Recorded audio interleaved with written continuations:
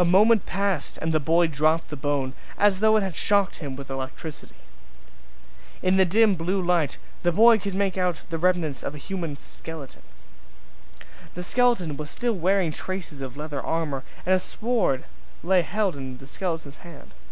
Small pouches were all over the outfit, and a few of them bulged with hidden treasures.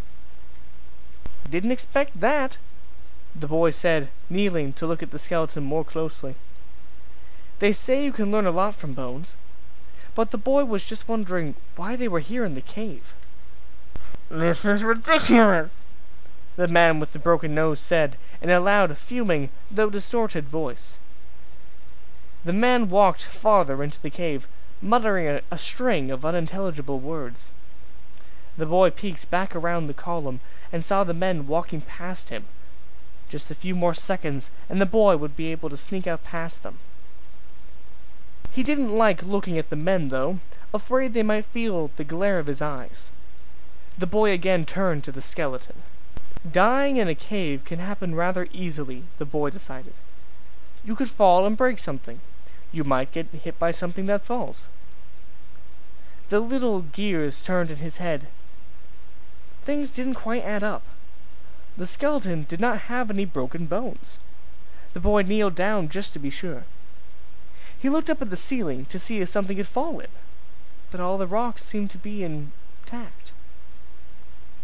Why was the skeleton holding his sword anyway? The hair on the boy's neck stood up on ends as he realized a new possibility. Like a light bulb turning on over his head, all the blue lights morphed to red. The light was now a dark crimson, strong and bathing everything in a bright light. The cave even grew noticeably warmer. Nothing was to say that the boy and these two men were alone in this cave. The boy could not help himself. He peered around the column. The men were as shocked and confused as he was. All three of them looked around the cave, as if the answer to why this was happening would materialize out of the stone. Despite the newfound warmth, the boy felt a chill roll down his spine. With the new light, the cavern was much more adequately lit. The cavern actually extended some ways into the distance. What the three realized, however, was the copious amounts of treasure piled along the far wall. Normally, any of the three would have run towards this pile of treasure and forgotten all of their petty differences. But the skeleton-laid pathway gave them a moment to rethink those ideas. "This is bad," the boy said. "This is very, very bad." The cave was dotted with little side passageways, and from one of the backmost openings, someone walked out. The men looked alarmed, too dumbstruck to speak. A few steps later, and that someone, the boy realized, was a something. The body of a stereotypically buxom young lady, clad in skimpy leather clothing, held together by metal rings, met with devil-red wings and tail. What was the most distressing, though, were her eyes. The whites and iris were swallowed up by a massive pupil.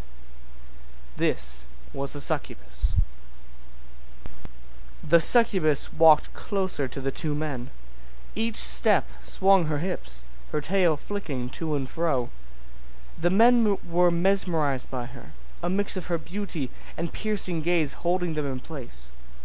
She gave a harmless smile, revealing lethal fangs in an otherwise ordinary mouth. This, however, proved too much for the men, and they broke their gaze. The succubus lost her smile as she realized she no longer held the men with her powerful stare. In its place, an acute frown formed. The men backed away quickly, trying to make space between themselves and the succubus. She wouldn't have any of that, and started to walk faster. They wouldn't have any of that, and started to backstep faster. 10 feet later, and the men were sprinting down the cavern. The succubus, who had never even broken into a jog, stopped and stared at them with discontent smeared across her face. In one leaping bound, she flew through the air and landed in front of them. It happened so fast the men didn't have time to stop and ran right into her. She held both of the men in a crushing embrace, each hand around their heads, pulling them into her. It had been harder to tell with the distance before, but the succubus was quite tall. She stood at what must have been at least 6 feet. The men only stood at a little above 5.5. Despite all their muscles, the men couldn't seem to do anything against the succubus's grip. She held them like iron, with inhuman strength. The succubus's left hand crept down to the man's neck, choking him. He struggled violently as her fingers closed around his neck like a vice. The boy couldn't stand to see any more. In a life like his, the boy had seen all sorts of bad things. However, watching was not going to help him escape, and that was the issue. That succubus was a killer, and being a child didn't stop 2 men, let alone a demon like her. She was far too fast. The boy knew he could not escape her simply by running. She was very strong, too. The boy played all the escape plans he had or could find in his mind. They all ended with him dead, unless she didn't know he was here. Amidst the boy's thinking, the succubus had choked the life out of the one man, his body falling to the floor in a slump. Quite jarring, the boy looked back to see the other man, still held firmly by the succubus. The man, coincidentally the one with the broken nose, had taken up the nasty habit of screaming.